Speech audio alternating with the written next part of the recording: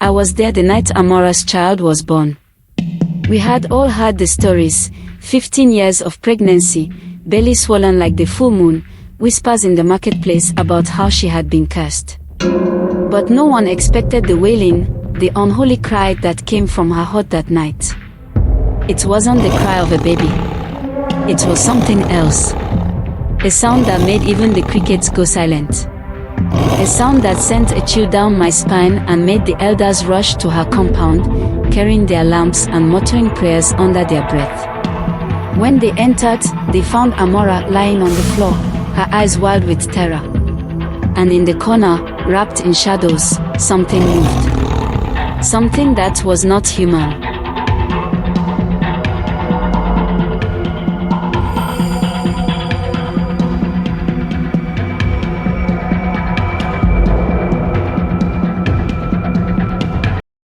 Amara had always been a woman of faith. The kind who never missed a church service, the kind who sang in the choir with her eyes closed and hands raised. When she married Chibuza, the entire village rejoiced. A match made in heaven, they called it. Their wedding was the kind that people talked about for years, dancing that stretched till dawn, feasting that left no stomach empty. She walked into her new home with the blessings of the elders and the prayers of the women. But after the wedding came the waiting. And then, the prophecy. You will give birth to a great man of God, the prophet declared, placing his hands on her head during a church revival. His voice was deep, carrying the weight of something divine. The congregation roared in approval, lifting their hands to the heavens. Amara wept with joy, believing the words with all her heart. She walked home that night lighter than air, dreaming of the son she would raise, the boy who would one day stand before thousands and proclaim the name of the Lord. But the months passed, then the years, and her womb remained empty. The excitement turned into worry, and the worry turned into shame. The women who married after her now carried babies on their backs, their laughter sharp as knives against her ears. She forced herself to smile at naming ceremonies, to hold their infants, to nod along when they told her, "Your time will come, Amara." But in the marketplace, the whispers were different. Where is the great man of God? Maybe she is possessed. Maybe she is barren. Even her husband's patience began to wear thin. At first, he reassured her, told her they had time. But as the years stretched on, his reassurances turned to silence, and silence turned to distance. He no longer held her as they slept. He no longer spoke of the future. One evening, as they sat before the fire, he finally spoke. "Amara, maybe we should see a doctor." Her fingers clutched the edge of her wrapper, her throat tightening. "God promised," she whispered. "I just have to wait." Chibuza exhaled sharply, rubbing his temple. "We have been waiting for years. How long must we wait?" She did not answer. Instead, she stared into the flames, watching them flicker and dance, swallowing the silence between them. But deep inside her, something cracked. Waiting was no longer enough. Faith can withstand many storms, but Amara's was drowning. Her prayers, once steady and fervent, had turned into desperate whispers in the dead of night. The church, once her sanctuary, became a place of torment, each sermon on faith and blessings twisted like a knife in her heart. The women who once sang beside her in the choir now avoided her eyes, their pity more suffocating than scorn. When the pastor's prayers failed, Amara sought others. She started visiting prophets, one after the other, hoping one would pray her womb open. Their words were all the same: "Have faith, it will happen." They laid hands on her head, anointed her with oil that dripped down her temples, commanded unseen spirits to release her blessing. But the months continued to slip by, her belly remained flat, and hope thinned like mist in the sun. When the prayers failed, desperation pushed her further. She avoided the church mother's eyes when they asked if she was alright. She stopped attending naming ceremonies altogether. Even Chibuza had stopped asking her to come along, the silence between them thick as the walls of their home. She found herself in places she never thought she would go. A woman at the marketplace whispered of a man in the next village, someone who dealt with things the church did not speak of. Amara hesitated, clutching her Bible tighter, but despair makes a person bold. One evening, with a shawl pulled over her head and eyes fixed on the ground, she followed the woman's directions through winding paths and shadowed trees. The hut was small, almost swallowed by the forest. Fetishes hung from the branches, cowrie shells clinking softly, dried bones and feathers swaying in the breeze. The juju man sat in a dark hut, his face hidden behind cowrie shells and red cloth. The air was heavy with the scent of herbs and something else, something metallic and sharp that pricked the back of her throat. He said nothing when she entered, only gestured for her to sit. The darkness pressed close, leaving only the glow of a single lantern between them. She hesitated, then sank to her knees, the packed earth cool beneath her. He listened as she begged. "I just want a child," she pleaded, her voice cracking with the weight of years unshed. Tears streamed down her face, hot and unchecked, each drop a confession of her failure as a wife, a woman. The juju man's eyes, dark and unreadable behind the veil of cowries, never left her face. He reached beneath his robe, pulling out a small calabash painted with symbols she did not recognize.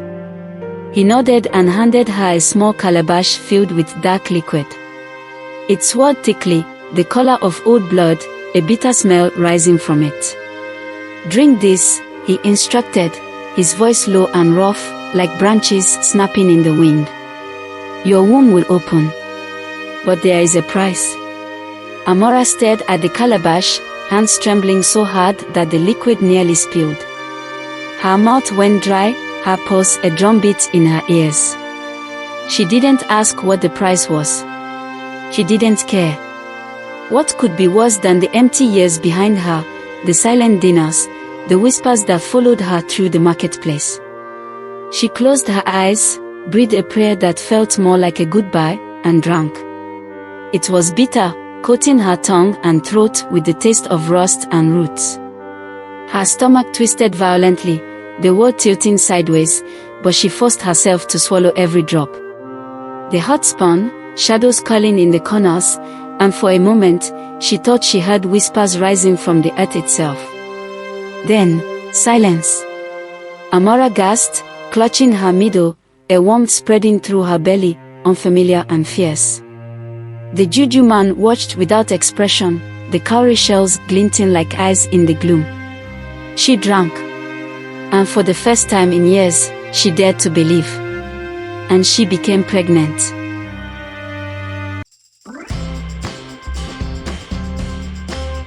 Amara was radiant. Her pregnancy was a blessing, and the entire village celebrated with her. Women gifted her baskets of fruit, elders laid hands on her belly in prayer, and her husband, Chibuza, spoke excitedly about the future. "Our child will be strong," he told her at night, resting his hand over her stomach. The midwives predicted she would give birth in a few months. But when 9 months passed and there were no contractions, no labor pains, no movement, only silence, they reassured her. "Sometimes, babies come late," they said. She believed them. In the second year, the village women were confused but still hopeful. "Maybe it's a divine child," some suggested. Pastors were called to bless her belly. They sprinkled holy water, chanted prayers, and declared that her child was a special gift from God. But when another year passed with no sign of birth, whispers began. "Has anyone ever been pregnant for 2 years? This is not normal." Even Chibuza began to grow restless. In year 3, Amara refused to listen to the rumors. "My child is fine," she told herself. She kept preparing. She sewed tiny clothes, wove baskets, and rocked an empty crib, whispering lullabies to the baby she was sure would come soon. But her hands trembled when she touched her belly. It was still round, still firm, unchanged. And worse, she had stopped feeling the baby move. She told herself it was just sleeping. But deep inside, doubt gnawed at her. The villagers avoided her. At the market, women turned away when she passed. The old men spat on the ground behind her. One night, as she lay in bed, she felt something inside her. Not a kick. Not movement. A slow twisting. A cold terror spread through her. She placed a hand on her belly. It was shifting. She wanted to scream. But instead, she lay still. Listen. And in the darkness, she swore she heard a whisper. Chibuza no longer looked at her. When he left in the morning, he barely spoke. At night, he slept on the far side of the hut, his back to her. One evening, he did not return home. Amara waited. She sat by the door, listening for his footsteps. Morning came. Still, he did not return. Her heart shattered. But she did not weep. She only placed a hand on her belly and whispered, "It is just you and me now." And for the first time, she felt something inside her laugh. After 8 years, Amara could no longer bear the waiting. She returned to the herbalist hut, desperation clawing at her heart. He was waiting for her, as if he had known she would return. "You have carried this for 8 years, he asked, his voice heavy. "Yes," she whispered, her hands shaking. "Why? Why won't it be born?" The old man's eyes darkened. "Because you did not pay the price." Cold terror slid down her spine.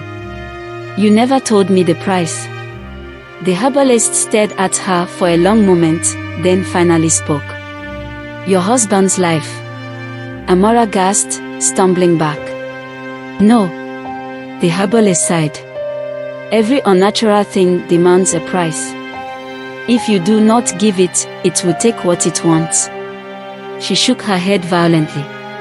"There must be another way. There must be something else." The old man looked at her with pity. "You chose this path, Amara. And now, the thing inside you is choosing for itself." "That is not all," the herbalist said. The herbalist finally looked up, his gaze heavy with something unreadable. "You must lay with the gods." Amara's stomach lurched. What does that mean?" The old man leaned forward. "There is a sacred grove beyond this forest. On the night of the blood moon, you must go there alone. Strip yourself of all clothing, all shame, and lie upon the earth. The gods will come to claim their due." A chill ran down Amara's spine. "And if I refuse?" The herbalist's expression did not change. "Then the thing inside you will never leave. It will grow, it will consume, and one day, it will take what it is owed in blood." Amara staggered back, bile rising in her throat. This was madness. This was evil. But she had already waited for 8 years. She had already paid in suffering. How much more could she endure? The herbalist yelled, "The gods never give anything for free."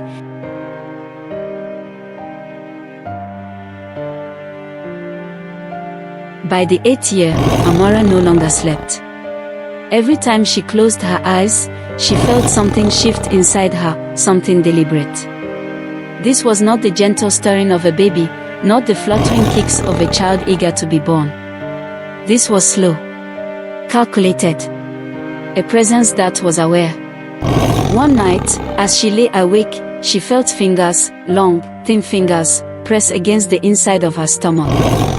The marketplace was alive with noise, traders shouting over one another, the clatter of metal pots, the cries of hungry children. Women haggled, men carried sacks of yam, goats bleated as they were dragged toward slaughter. It was just another day in the village. Until Amara walked in. At first, no one noticed her. She kept her head down, trying to blend in. But her swollen belly, stretched far beyond what any human body should endure, was impossible to ignore. And then, it happened. A sound tore through the air, louder than the cries of any living child. A scream. Not from Amara's mouth. From inside her belly. It was not the soft wail of a newborn, nor the cries of an infant gasping for air. It was a piercing, unnatural shriek, the sound of something trapped, something angry. The market froze. A woman dropped a basket of tomatoes. A butcher's knife slipped from his hands, clattering against the wooden store. A child covered his ears and began to wail. And then, the baby inside her screamed again. The sound was inhuman, too deep, too shrill, too filled with rage. The people of the market scattered. Women ran, grabbing their children. Men whispered prayers, backing away as if Amara carried death itself. A young boy, too small to understand fear, stared at her belly, eyes wide. "Mama, why is the baby crying?" His mother snatched him away, spitting on the ground as she did so. "Witch!" The word spread through the marketplace like wildfire. "Witch! Curse woman! She carries a demon." Amara clutched her stomach, gasping, as another violent movement rippled beneath her skin. The child inside her, if it could even be called that anymore, was laughing. The sound was low, guttural, mocking.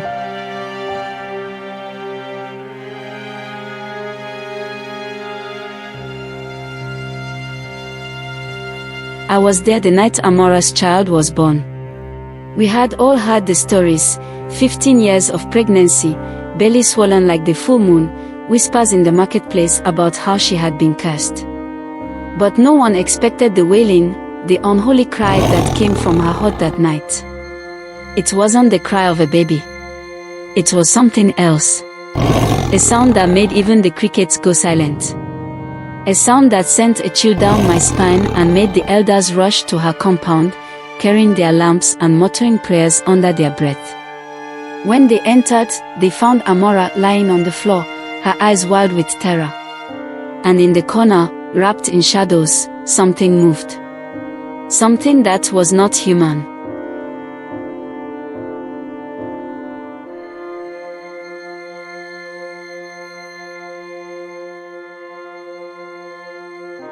The night was thick with tension. The cries of the monster had quieted, but the air still carried its unnatural presence. The villagers remained at a distance, fear gripping their hearts. Some held onto their torches as if the fire could protect them from whatever evil had entered their land. Then, the wind changed. A foul, pungent smell filled the air, like rotting flesh mixed with burning herbs. The villagers gasped as a figure emerged from the darkness. The herbalist.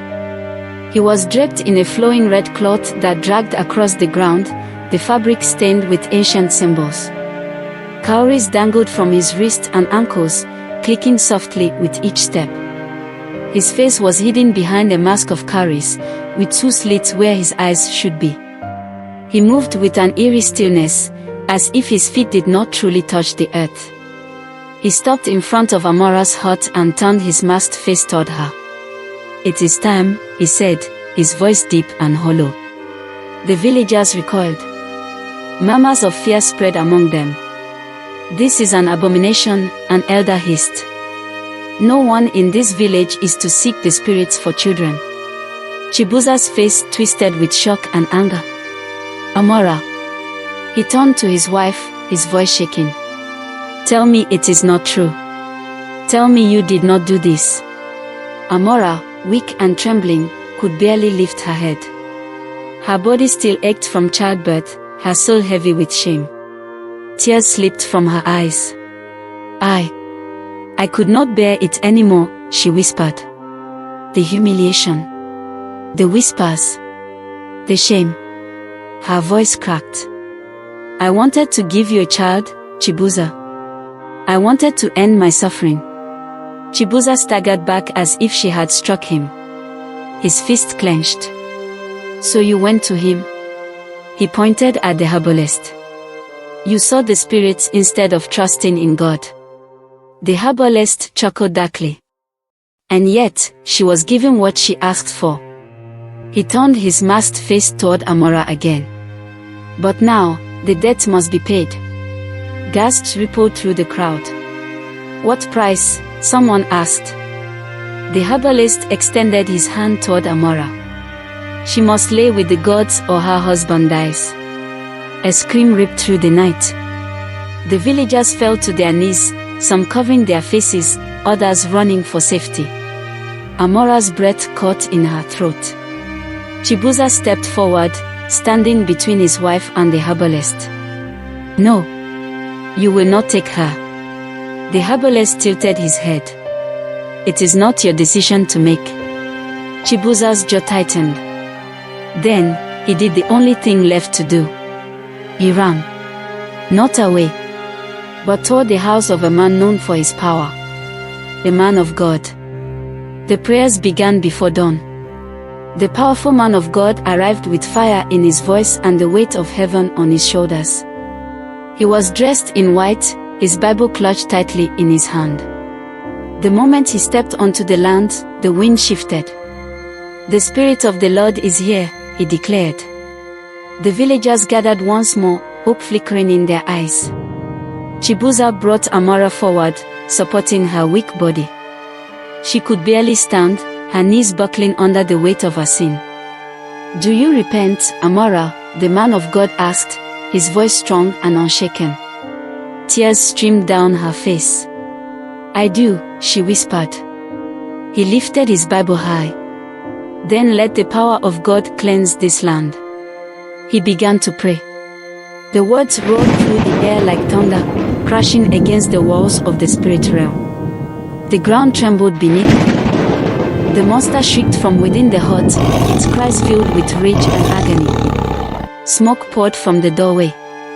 The villagers clutched their chests, watching in terror as the creature wailed louder and louder, until suddenly, it was gone. Vanished. Not a trace remained. The herbalist let out an ear-splitting scream. The red cloth covering his body burst into flames, and before anyone could move, he was gone, disappearing into the wind like ash. The village fell into stunned silence.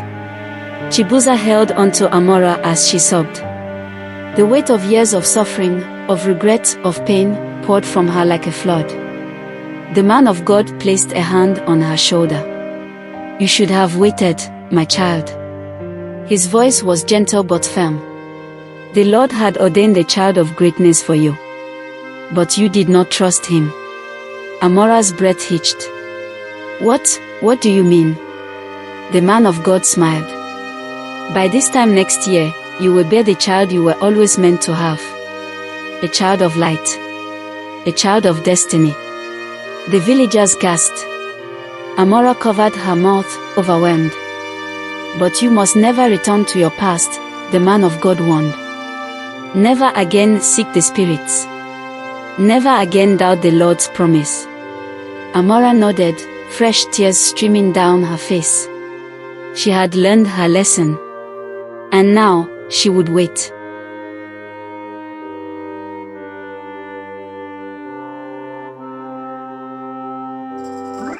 The sun rose over the village, painting the sky in brilliant shades of orange and gold. Laughter rang through the air as women pounded yam, children chased each other, and the men prepared for the festival. Inside their hut, Amara held a baby boy in her arms. Her son. The child that had been prophesied. Tears streamed down her face as she watched him sleep peacefully. He was not a child of darkness, not a curse, but a promise fulfilled. A child of destiny. As the years passed, the boy grew into a great man of God, filled with wisdom and power. He healed the sick, cast out demons, and led his people in the ways of righteousness. He was a beacon of light, a testimony that God's promises never fail. Amara's desperation led her to seek the wrong path, but God had already planned a great blessing for her. If she had only waited, she would not have suffered. In life, whether you are waiting for a child, a spouse, or a breakthrough, trust in God's timing. The mockery and shame pushed Amara into the arms of the spirits. But she learned that people's words mean nothing compared to God's promises. No matter how people mock you, hold on to what God has said. Amara's deal with the herbalist nearly destroyed her. In life, be careful where you seek help. Some doors are better left closed. Even when we make mistakes, God's mercy can redeem us. No one is beyond saving if they repent. Whatever you are trusting God for, whether a child, a job, a marriage, or success, do not take shortcuts. The devil's gifts always come with a price. But when God blesses you, His gifts bring peace and joy. Wait on the Lord, for in due time, your testimony will come.